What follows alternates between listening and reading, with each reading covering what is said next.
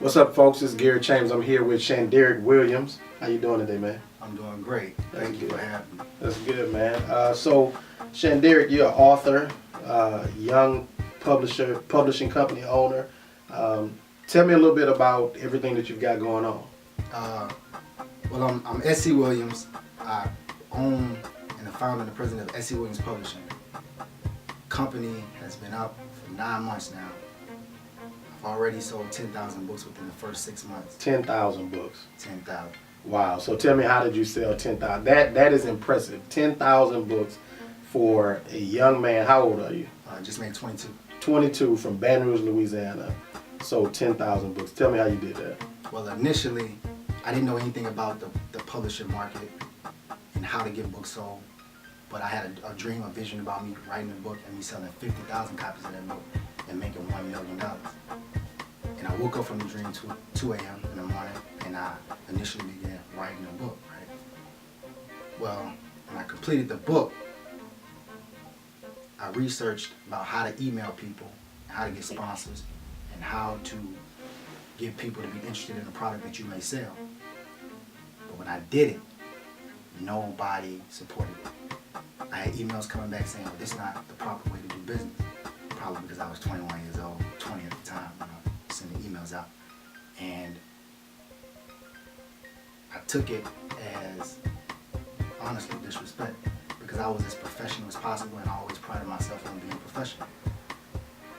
So I took it on my own accord to actually do what it took to get it sold. So I saved $500. I checked out the Greyhound, I checked out the Megabus. I went from city to city, downtown to downtown, college to college, high school to high school, without being invited. Showing up, I'm S.C. Williams, published a book.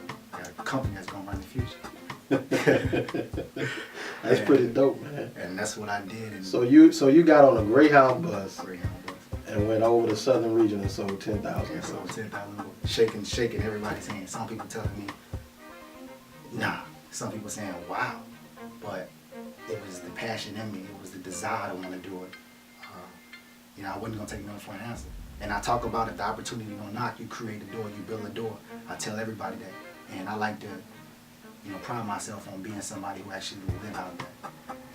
So you just got back from a trip where you went to New York and Philadelphia. Tell me a little bit about your experience and what you learned.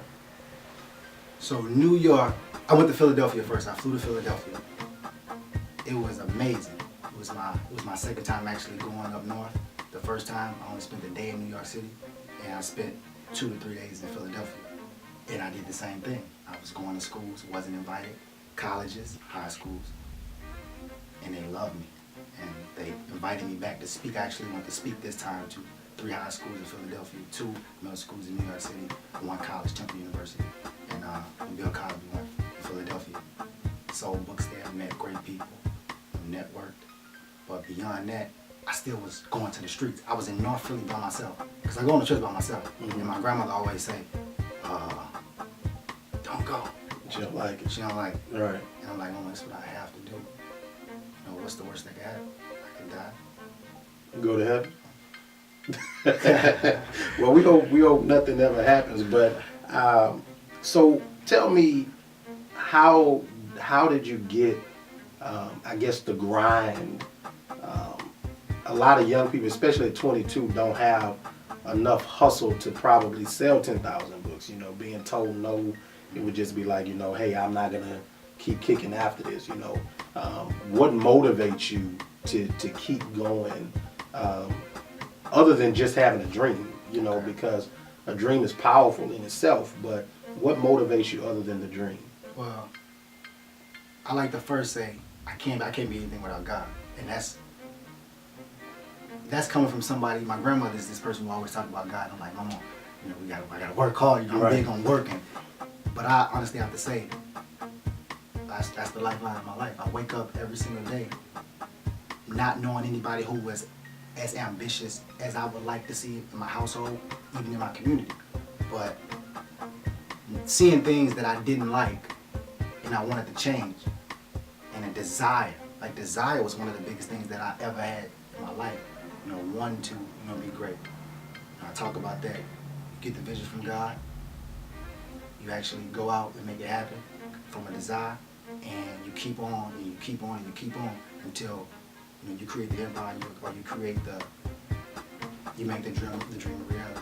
But just wanting more than anything in life. Can you taste it? Taste it, you feel it. You go to sleep. Right. You don't really like to sleep. You wake up in the morning, it's the same thing. People say you're crazy. You're talking to everybody that's around you, and they don't want to hear no more. But you can't help it. Right. You can't help it. Consistently. Consistently. Day in and day out. Sick, feeling good. Gotta keep it. Keep it moving. Isn't in vain. I got you. Yeah. I got you. So tell me what's next. Where do you go from here? You started your own publishing company. You've written a book. 10,000 copies sold in the first 6 months of writing your first book. Doing everything solo. What's next? I mean, you're running for president, man.